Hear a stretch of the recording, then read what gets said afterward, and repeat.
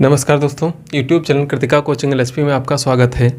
आज के इस वीडियो में आप पढ़ेंगे क्लास 8 का एक्सरसाइज 7A। तो इस एक्सरसाइज का दूसरा प्रश्न है। पहले प्रश्न का वीडियो हमारे YouTube चैनल पर अपलोड है। तो दूसरा प्रश्न है कि y के मान x के पदों में लिखिए। इसमें 3 खंड आपको दिए हैं और इसमें 3 समीकरण हैं जिनमें y का जो मान है वो x के पदों में लिखना है। इससे पहले वाला जो प्रश्न था, प्रश्न 1, उसमें x का मान y के पदों में लिखना था और इसमें y के मान x के पदों में लिखना। तो जैसे कि पहला समीकरण है 5x - y = 9।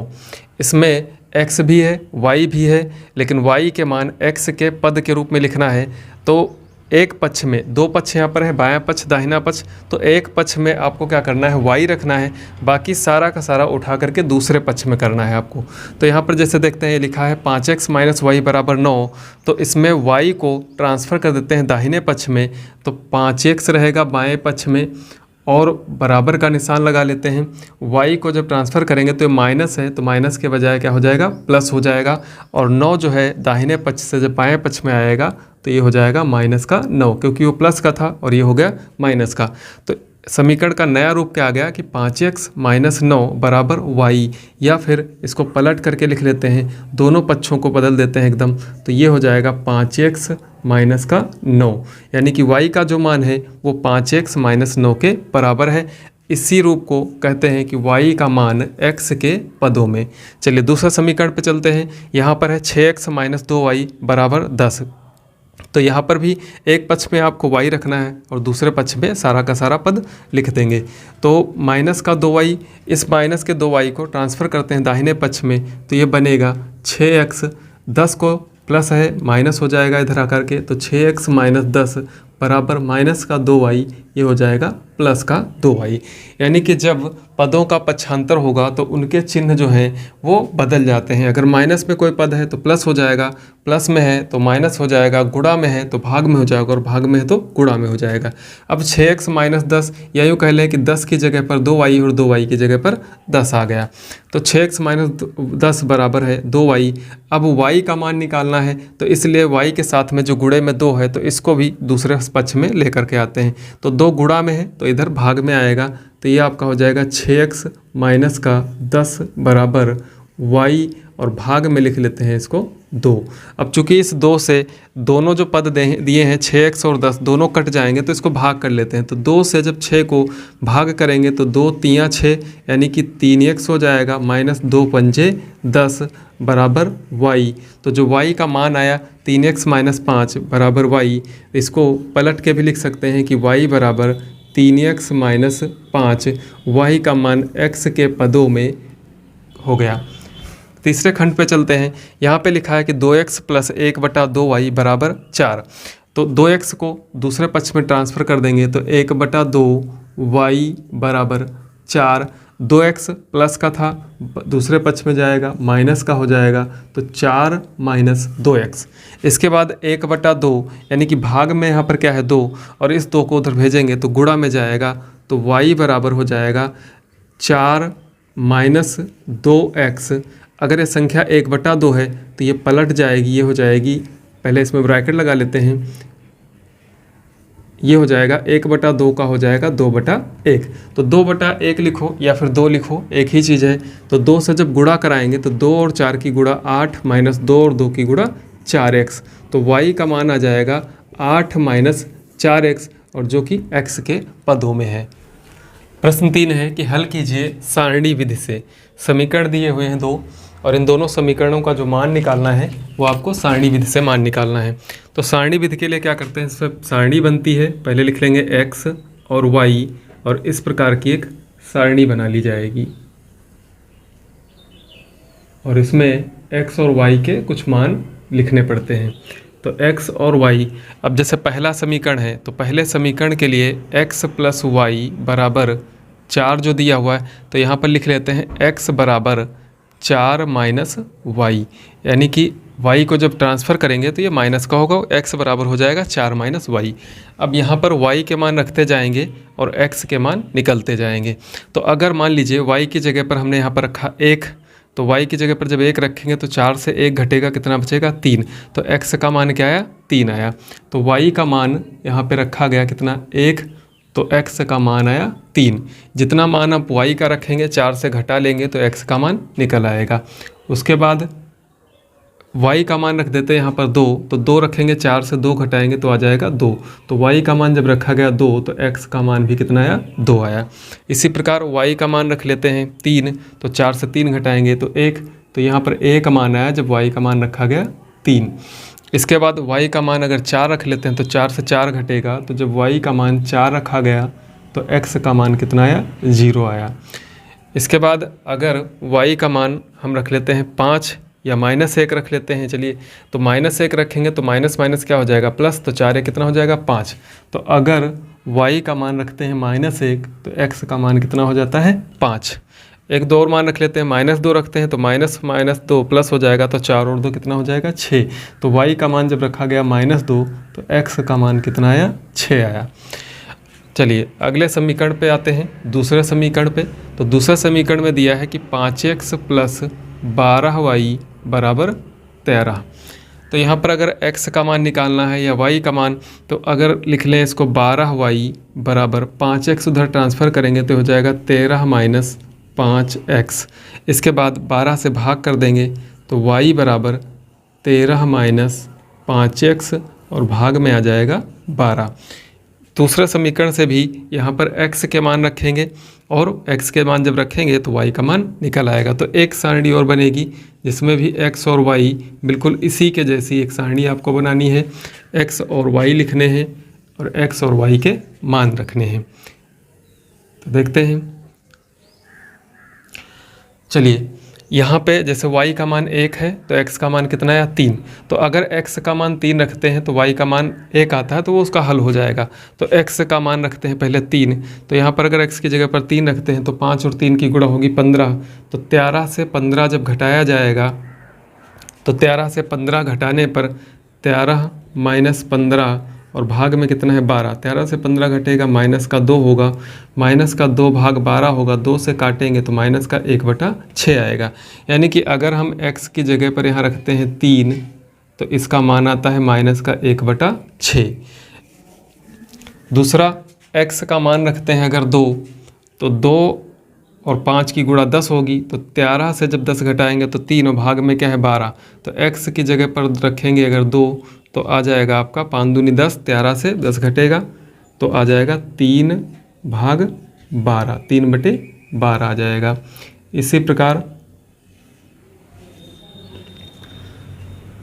x का मान अगर 1 रखते हैं तो x की जगह पर 1 रखिए, तो 5 एकम 5, 13 से 5 घटाएंगे 8 बचेगा, तो 8/12 मान आएगा इसका, अगर x बराबर रखा जाता है 1।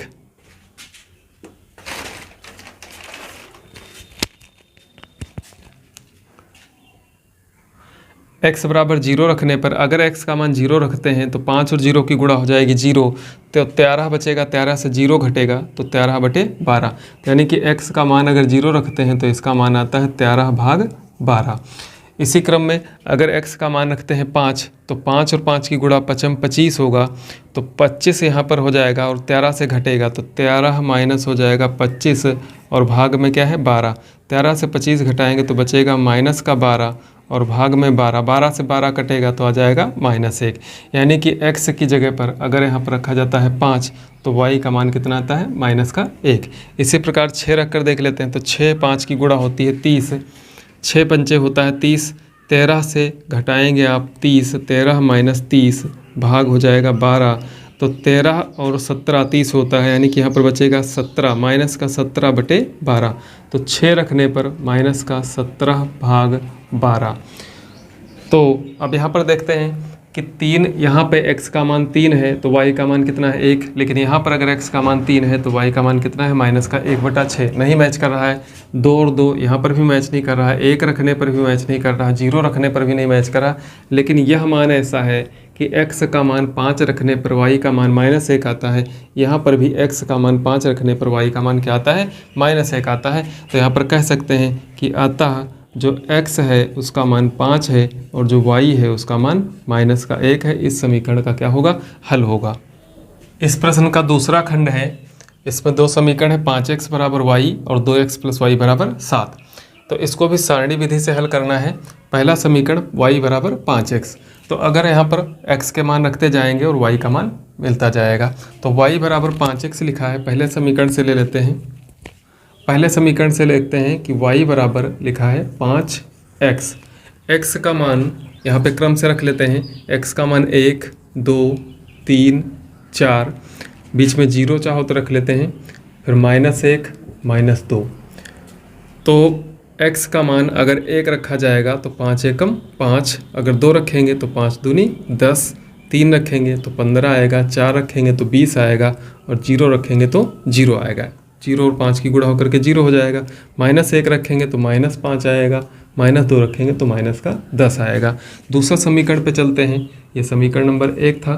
दूसरे समीकरण में जो लिखा है 2x प्लस वाई बराबर 7, तो यहाँ पर y बराबर निकाला था, तो इसमें भी y बराबर निकाल लेते हैं कि y बराबर 7 माइनस का 2x, 2x उधर ट्रांसफ़र कर देंगे तो 7 माइनस 2x। x का मान जिस क्रम में यहाँ पे रखा 1, x का मान 1 2 3 4 0 -1 -2 रखा था, तो यहाँ पर भी x का मान अगर 1 रखेंगे, x की जगह पर 1 2 3 4 0 -1, बाकी छोड़ देते हैं। चाहो तो एक कोष्ठक और बढ़ा लेते हैं और यहाँ पर लिख देते हैं -2। वैसे इतने मानों की ज़रूरत नहीं रहती है। बाकी यहाँ पर जब x का मान 1 रखेंगे तो 2 और 1 की गुणा होगी 1, 7 से जब 2 घटेगा तो कितना आ जाएगा, 5 आ जाएगा। 2 रखेंगे, 2 और 2 की गुणा 4, 7 से 4 घटेगा तो कितना आ जाएगा, 3 आ जाएगा। 3 और 2 की गुणा 6, 7 से 6 घटाएंगे 1 आएगा। 4 और 2 की गुणा 8, 4 दूनी 8 होगा, 7 से 8 घटेगा तो -1 आएगा। 0 रखेंगे यहाँ पर तो 2 और 0 की गुणा होकर के 0 हो जाएगा और 7 से 0 घटेगा तो बचेगा 7।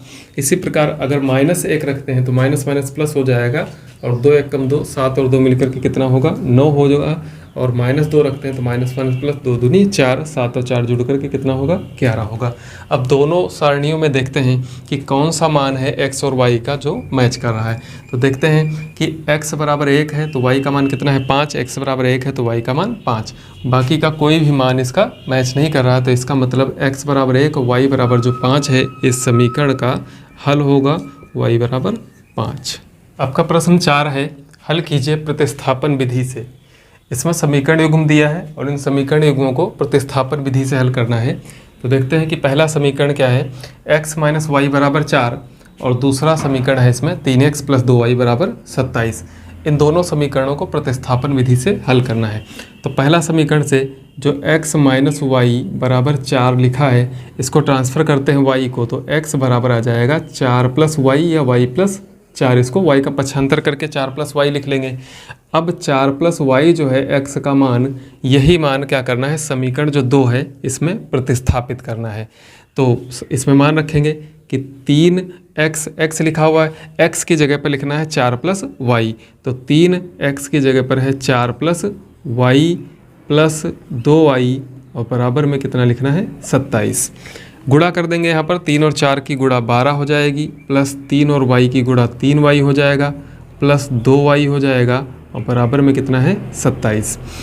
3y 2y दोनों प्लस के हैं, दोनों जुड़ जाएंगे, ये हो जाएगा आपका 5y बराबर 12। 27 से घट जाएगा तो 27 माइनस 12।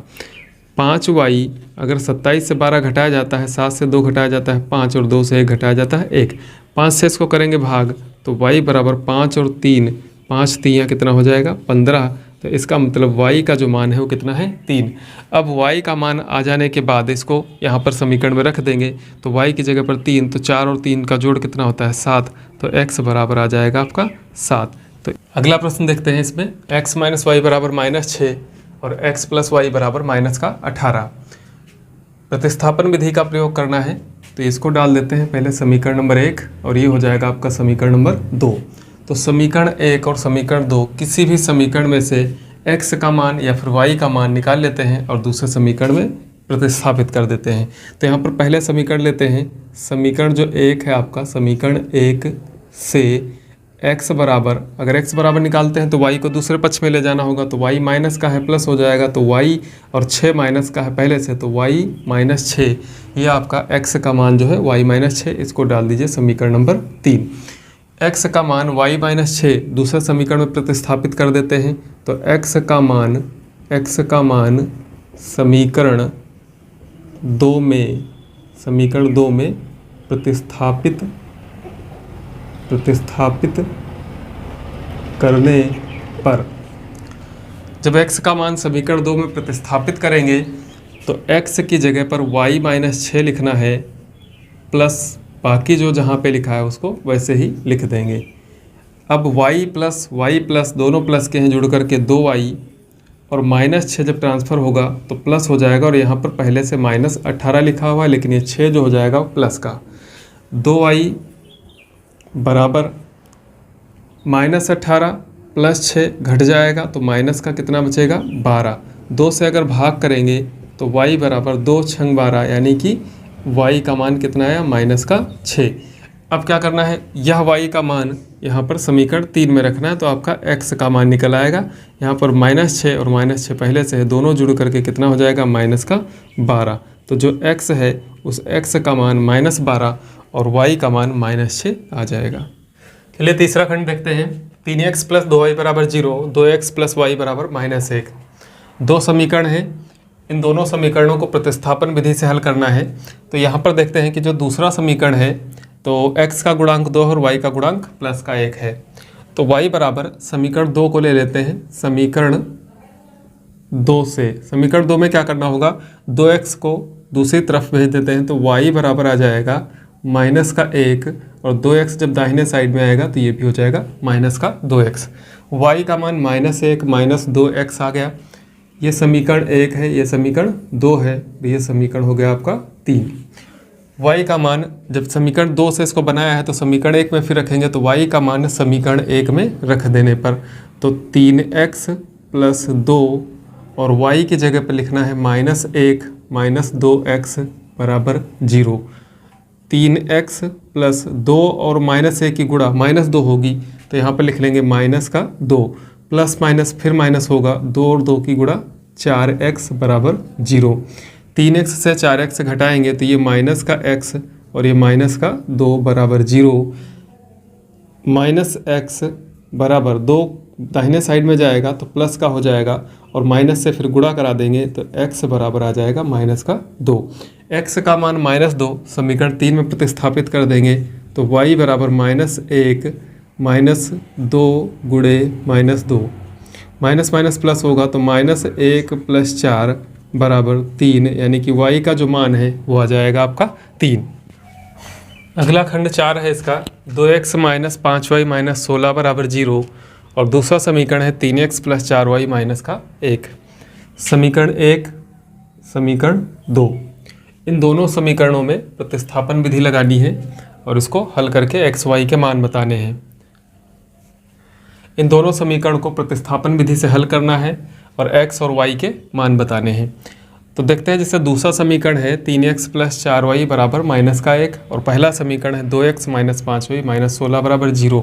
तो इसको समीकरण 1 को ले लेते हैं समीकरण 1 से। तो समीकरण 1 से यहाँ पर लिखेंगे कि 2x बराबर, अब देखिए 5y चिन्ह माइनस 16 का चिन्ह माइनस, दोनों जब दूसरे तरफ ट्रांसफ़र होंगे तो दोनों प्लस के हो जाएंगे, तो 5y भी प्लस का होगा और 16 भी प्लस का होगा। इसके बाद 2x लिखा है तो इस 2 को भी दाहिनी तरफ भेज देंगे, तो x बराबर हो जाएगा आपका 5y प्लस 16 और भाग में आ जाएगा 2। इसको समीकरण नंबर 3 डाल देते हैं।